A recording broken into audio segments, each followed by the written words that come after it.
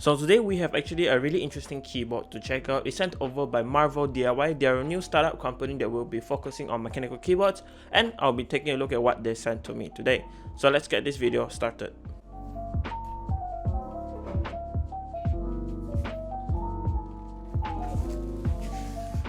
So this is the keyboard kit they sent me over here. So we have a keycap set and we have a keyboard kit set. Let's check out the kit that they sent me first. So it comes in bubble wrap and it has a few things. Let's go over it one by one. First thing I can see right here is a thank you card from MarvoDIY. This is their logo. Looking forward to your review. You can join the Discord by searching MarvoDIY. And in the back here, it has a thank you letter to the person you bought this from Raylene and Lynn. Really interesting. You can pause if you want to read it. Second thing we get is this right here. This is a Type A to Type C cable. It's in white color and it's pretty decent material, and it comes wrapped in this plastic. It's a pretty long length in my opinion. So the next thing we get is actually in here. We get a metal plate with the MarvoDIY logo, Re-defined 68. That's the name of this keyboard kit. And we get a 2-in-1 combo switch and keycap puller. Let me just take it up. Ooh, really interesting right here. And of course, the plate itself really shiny, and it has 3M tape at the back. Last but not least, we have this little dongle right here. So this little dongle is for the 2.4 GHz mode of the keyboard. So this keyboard has 3 modes. You have Bluetooth, 2.4 GHz, and of course wired Type-C mode. That is really nice. Now let's check out the keyboard itself. So this is the keyboard kit right here. First impressions, it feels pretty nice. We can see that we have a white plate and the sockets are 5-pin hot swap, but they have north facing LED RGBs, so that might be a problem in the future. I would recommend them changing it to south if they are releasing a newer versions. We come with a few stock stabilizers right here, which are plate mounted. They are not looped at all, so you need to mod them yourselves. And then let's take a look at the back. At the back is a space where you can actually stick the plate if you want to add it on. We have 2 feet right here which are adjustable. So at the back of this keyboard, we actually have a really cool function called the dip switch function, which is hidden under one of the legs.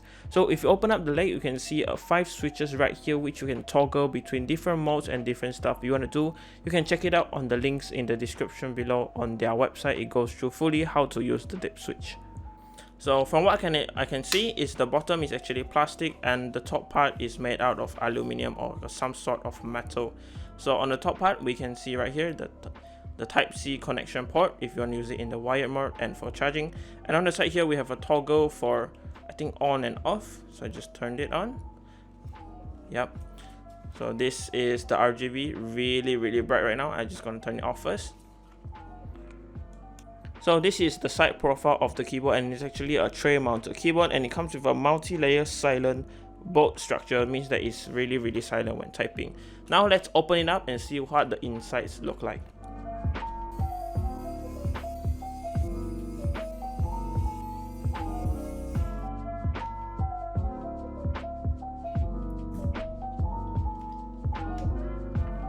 So after opening up the keyboard, it actually comes with this silicone sound dampening foam, which is really thick in my opinion and pretty flexible, so it's gonna help dampen a lot of the typing noise. Now let's try to take out the PCB and see what the inside looks like.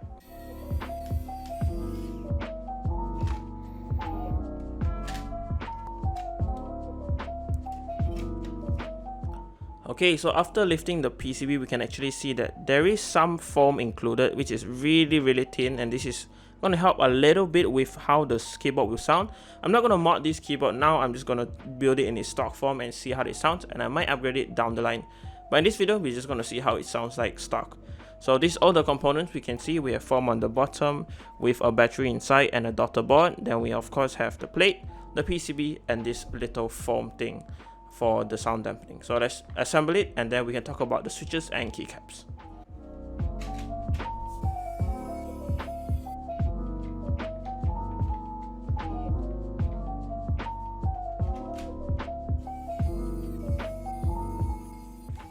So this is a keycap set MarvoDIY is selling on their website, and they actually sent it to me. Let me just open it up. We can see again the thank you letter from MarvoDIY. So you also get a keycap remover right here, which is plastic and it's pretty nice quality. Let's check out the keycaps.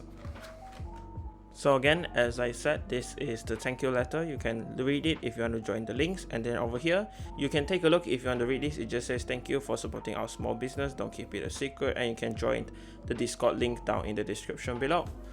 At the back again, it's almost the same letter from the previous one, but this time it's from Jackie. So this keycap set has 145 pieces. They are PBT diced up with an XDA profile, and they honestly feel and look really nice. So for the switches, I've chosen to go with some Gateron switches. These are the Gateron Pro Yellow switches, and they come factory pre-looped, so I won't need to be lubing them, and they cost really nice, and they sound really nice from the factory. I think that this is a pretty good buy because they're quite smooth from the factory, and we're basically going to be using them in this build. So with that out of the way, we can start the build. So if you're interested in this keyboard kit, it's called the Re-defined 68, and it's actually on their website marvopro.com, and if you're purchasing this, you can use the code first order to get 10% off.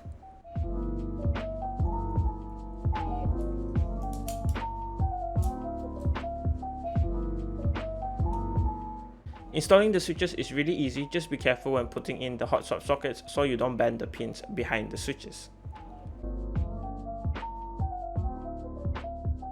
So this is how the keyboard looks with all of the switches in, and I think they look really nice with the shine through from the RGB.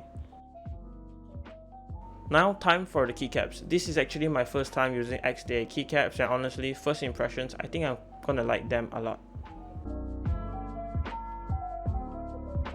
And this is what it looks like with all the keycaps in. Now we can go to the typing sound test.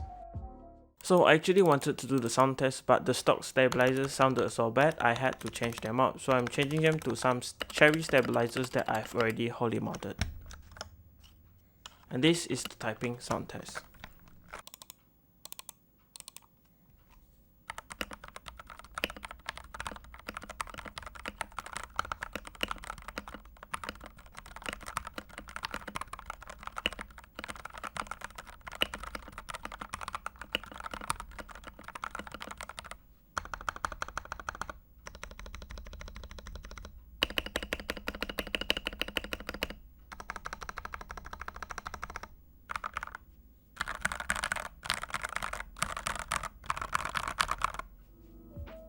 So that is it for this video, guys. A huge thank you to MarvoDIY for sending over this kit. You can check them out, links in the description below. They sell keyboard kits and keycaps. Honestly, I had a great time building this keyboard, and I'm very happy with how it turned out, how it looked, and how it sounded like.